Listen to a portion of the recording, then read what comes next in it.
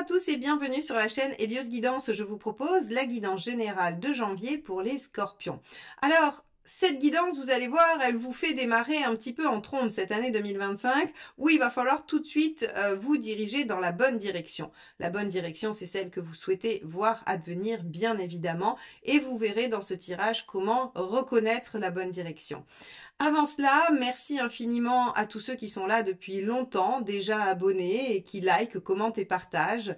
Pour les autres, eh bien, si ce n'est pas encore fait, je vous y invite. Nous aurons donc le plaisir de nous retrouver régulièrement puisque vous serez notifiés et la chaîne continuera à grandir grâce à vous. Donc, merci infiniment pour les abonnements, les likes, les partages et les commentaires.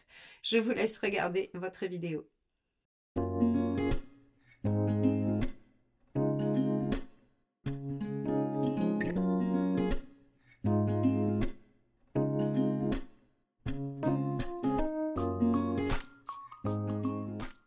Regardons ensemble quel est l'arcane majeur qui va donner la tonalité de votre mois de janvier, les scorpions. On va voir un petit peu dans quelle dynamique vous allez vous trouver dès ce tout début d'année, nouvelle année, qu'on espère positive et riche en bonnes surprises. Allez, c'est parti les scorpions. Quelle est l'énergie principale du mois de janvier ? La papesse inversée. Alors avec la papesse inversée, vous allez probablement avoir envie de passer à l'action, de dire les choses, de passer à l'acte en fait, tout simplement. Parce que la papesse inversée arrête de réfléchir, arrête de tout garder en elle. Autant à l'endroit, elle est dans un moment de silence, d'inertie, de réflexion. Autant lorsqu'elle se retourne, soit elle passe à l'acte sans réfléchir, soit elle a suffisamment réfléchi et elle met les choses en œuvre. Alors on va aller voir dans quelle dynamique cela se trouve. Est-ce que c'est plutôt un passage à l'action irréfléchi ou si c'est quelque chose de mûrement pensé avant? Eh bien ça, c'est le tirage qui va nous le dire. Allez, c'est parti. Les scorpions, regardons quel est votre état d'esprit sur ce mois de janvier.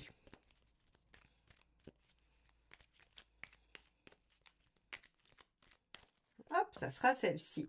Le 2 d'épée. Alors avec le 2 d'épée, vous avez envie de réfléchir à la meilleure issue. Alors, j'aurais tendance à dire que vous allez passer à l'action après avoir mûrement réfléchi. Parce que le 2 d'épée est clairement une carte de réflexion. Donc vous êtes dans une posture réflexive, mais avec une papesse inversée au cours du mois. Donc je pense que vous démarrez le mois soit sur une fin de réflexion, soit sur une réflexion courte, ce qui vous amènera à agir et à poser des actions. Alors des actions qui peuvent amener quelques craintes peut-être, et on va regarder effectivement ce qui vous préoccupe avec cette deuxième carte. Qu'est-ce qui préoccupe les scorpions sur ce mois de janvier? Le 4 de bâton. Alors, ce qui vous préoccupe, c'est soit les engagements que vous avez pris et que vous voulez peut-être défaire ou sur lesquels vous voulez peut-être revenir, ou bien c'est sur le fait que les actions que vous allez poser vont mener à une chose pérenne, à une pérennisation, à un engagement. En tout cas, l'enjeu de votre mois, encore une fois, va être quelque chose qui s'installe, qui s'ancre. Soit le fait de le défaire, soit le fait de l'obtenir. Ok ? Donc on va voir. Alors si c'est l'un ou l'autre, il se peut que par exemple vous cherchiez à remettre en question des choses sur le plan professionnel et à entériner des choses sur le plan relationnel ou inversement. Donc on va voir pourquoi c'est si ambivalent. Hein, on voit que soit on réfléchit pas, soit on réfléchit trop, soit on a peur de stagner, soit on a peur de ne pas entériner. Donc on a encore une fois ce conflit intérieur. Hein. Allez, on va regarder tout de suite ce qui se passe sur le plan professionnel. Hop, celle-ci. 5 de coupe. Eh oui, regardez où vient l'hésitation. Eh bien, le 5 de coupe, c'est vais-je avoir le courage de quitter ce que j'ai, qui est stable, puisque ça provient du 4 de coupe, mais qui me convient pas vraiment, qui me paraît assez fade ou peu épanouissant.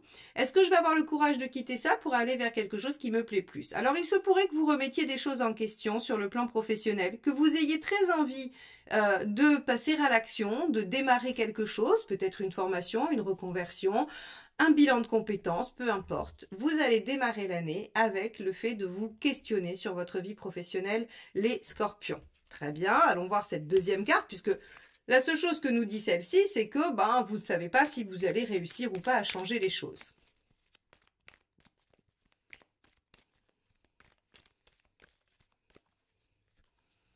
Le 8 de bâton.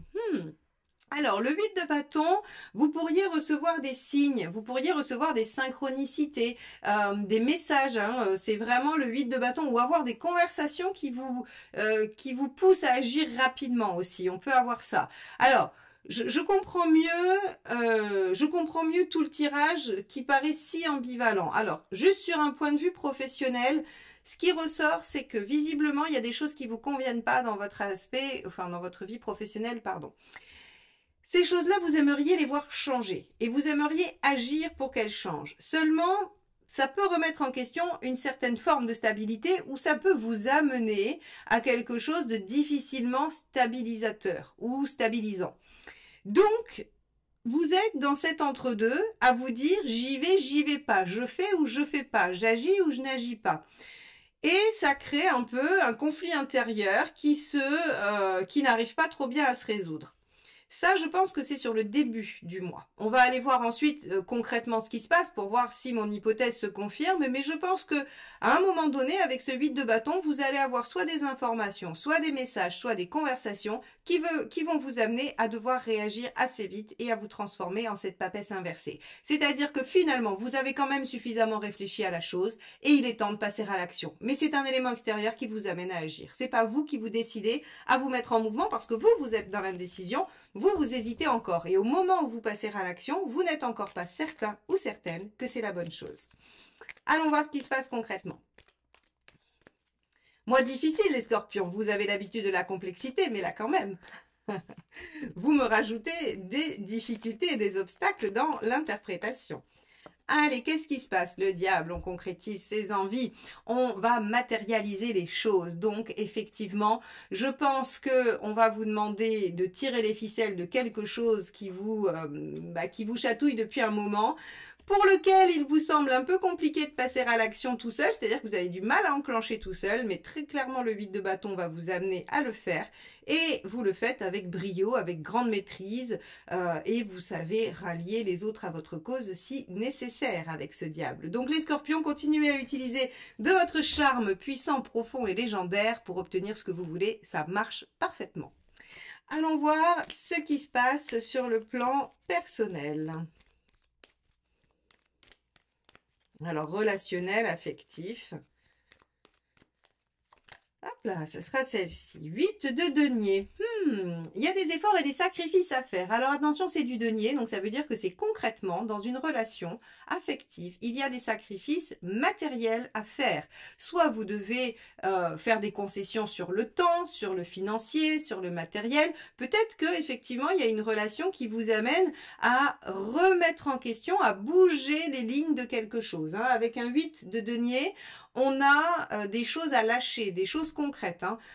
Peut-être qu'une relation peut vous amener à déménager et à devoir laisser votre lieu de vie. Une relation peut vous amener à changer de travail. Admettons, si vous devez aller ou si vous faites un projet de vie avec quelqu'un qui n'est pas là où vous travaillez, vous pouvez être amené à demander une mutation, à bouger des choses, ou à réorganiser tout simplement aussi votre temps. Hein. Vous n'êtes pas obligé de partir à l'autre bout du monde. Tous les scorpions ne vont pas déménager. Mais ça peut vous forcer à faire des sacrifices concrets, donc dans votre organisation quotidienne. On va regarder ce que ça nous dit sur la deuxième carte. Hop là. Il y en a beaucoup trop qui sont tombés, je ne vous les montre pas. Ça ne peut pas constituer un message. Allez, hop. Sentimental, relationnel, Scorpion, janvier 2025. Le cavalier de denier. Alors, pour moi, il y a quand même une relation qui semble un peu laborieuse, les scorpions, là. Il y a quelque chose qui... on n'a que du denier sur un aspect affectif. Et donc, en fait, si vous voulez, tout ce qui va être en lien avec le cœur, avec les sentiments, avec le relationnel, va venir se loger dans des problématiques concrètes, matérielles, organisationnelles, quotidiennes. Entre le 8 de denier et le cavalier de denier, on a beaucoup d'efforts, beaucoup de... moi, ça me renvoie quelque chose de laborieux, de difficile. Donc, soit il y a une relation qui a du mal à se mettre en place, qui vous demande vraiment beaucoup d'efforts, ou bien elle est déjà en place et vous la trouvez très contraignante, très laborieuse, elle vous demande beaucoup alors que vous êtes plutôt dans une dynamique où vous réfléchissez à qu'est-ce que vous pourriez remettre en question, qu'est-ce que vous pourriez faire d'autre, hein, quel choix s'offre à vous. Donc, alors, ça serait intéressant de voir le tirage relationnel du mois de janvier pour vous les scorpions, parce que là, on a vraiment quelque chose qui semble se compliquer, demander des sacrifices, être laborieux, difficile, long. Bon, on verra.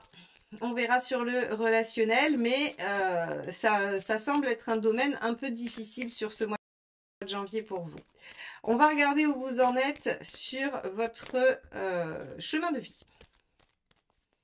Allez, chemin de vie des scorpions. Page de coupe. Tiens donc. Page de coupe, c'est suivre ses envies, suivre ses idées, s'autoriser à rêver qu'on peut décrocher la lune si c'est ce qu'on souhaite. Le page de coupe, il a plein de potentiel, il a envie de déployer ce qu'il aime, il a les moyens concrets d'aller vers ce qu'il aime, ce qui le rend heureux. Hein, c'est de la coupe, donc en fait c'est de la joie, c'est du bonheur, c'est de l'amour, c'est voilà, vous en êtes à chercher ce qui vous rend heureux. Alors c'est assez intéressant parce que vous voyez que dans la sphère professionnelle et sociale, on va avoir de la coupe qui nous dit qu'en fait, on cherche un bien-être, on cherche un épanouissement personnel dans la sphère professionnelle. Et dans la sphère relationnelle et affective, on a du denier qui nous indique que cette sphère-là, qui est censée nourrir notre aspect affectif, qui est censée nous rendre heureux, hein, qui est censée nourrir ce fameux page de coupe, eh bien, cette sphère-là, elle est laborieuse et difficile en ce mois de janvier. Donc, on vous demande ici, développez votre potentiel pour aller vers ce qui vous porte, ce que vous aimez. Que faut-il faire ? Le cavalier d'épée, il faut dépasser les obstacles, il faut s'autoriser à vaincre les difficultés, à les dépasser, il ne faut pas faire de refus d'obstacles, il faut affronter les choses, il faut se battre, le cavalier d'épée se bat, il est en capacité de mettre toute sa vivacité d'esprit, hein, c'est de l'épée, donc c'est du mental, donc son intelligence, son intellect, elle ne veut pas tenir cette carte, c'est rigolo, regardez, elle fuit, elle fuit le page de coupe, non non, je ne veux pas dépasser les obstacles pour que le page de coupe puisse s'exprimer librement. Si, il faut. Cavalier d'épée, il se sert de son intelligence pour élaborer des plans rapidement pour pouvoir dépasser les obstacles et atteindre ses objectifs. En général, il a une victoire assez phénoménal, le cavalier d'épée, hein, c'est-à-dire qu'il est vif, rapide, il tape là où ça fait, voilà, là où il faut, hein, parce que c'est pas forcément là où ça fait mal, il n'y a pas forcément quelqu'un en face du cavalier d'épée, c'est juste vous, votre pugnacité et votre détermination à dépasser les obstacles. Qu'est-ce qu'il ne faut pas faire ou qu'est-ce qu'il vaut mieux éviter? 6 de bâton. Il ne faut pas faire de refus d'obstacles. Alors c'est assez rigolo parce que je crois que il y a un autre signe qui a eu à peu près les mêmes choses. Peut-être la balance. Vous verrez si vous allez écouter votre ascendant, votre signe lunaire ou vénusien, vous verrez un petit peu si vous avez le même discours. Mais en tout cas, il y a un autre signe où je sais que j'ai dit ces choses-là. Il ne faut pas faire de refus d'obstacles. Il faut y aller. Il faut dépasser les problématiques. Si vous stagnez, en fait, vous restez dans votre 5 de coupe. Et le 5 de coupe, c'est une zone un peu difficile à vivre parce qu'en fait elle est instable, elle n'est pas satisfaisante, on a l'impression de pas savoir ce qu'on veut, on est vraiment entre deux eaux et ça c'est pas très agréable. Donc on vous dit ne restez pas dans cette incertitude, autorisez-vous à vous lancer dans la bataille. Donc là vous avez quand même deux lames, l'une où on vous dit battez-vous et l'autre on vous dit n'évitez pas de vous battre. Hein. Donc je pense que la thématique c'est vraiment de vous battre pour votre page de coupe, pour aller vers ce qui vous rend heureux, ce qui vous plaît, ce qui vous anime. Et on vous dit, mais ne soyez pas trop dans le sacrifice, allez chercher le diable, c'est-à-dire concrétiser vos envies. Bien, vous en êtes où à la fin du mois?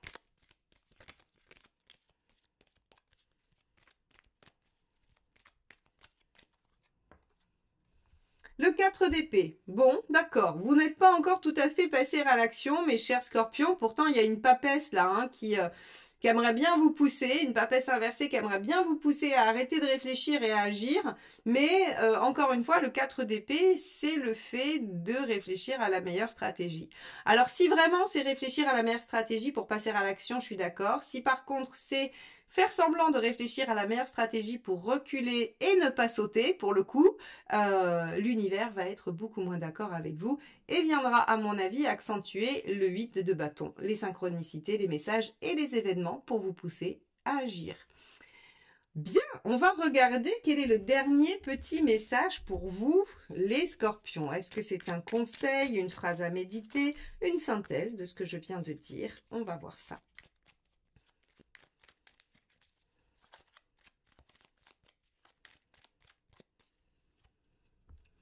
Page de coupe, tiens donc, c'est le même que votre chemin de vie. Je suis à l'écoute de mes émotions et de ma créativité, je les exprime quel que soit le moyen ou le support. Je me suis, je vais là où je vais me sentir heureux et je n'ai pas d'autre phare, je n'ai pas d'autre objectif que celui-ci. Eh bien les scorpions, vous savez ce qu'il vous reste à faire pour ce début d'année 2025 qui va démarrer aussi sur les chapeaux de roue. Je crois que j'ai vraiment dit à peu près la même chose pour un autre signe, c'est assez hallucinant. Si c'est votre ascendant, eh bien ça va déménager pour vous sur ce début d'année les scorpions. Eh bien je vais vous souhaiter un beau mois de janvier. Essayez de réfléchir quand même à vous mettre en action parce que sinon l'univers va vraiment vous pousser. Et puis on se dit à très très vite pour de nouvelles guidances. Bye bye.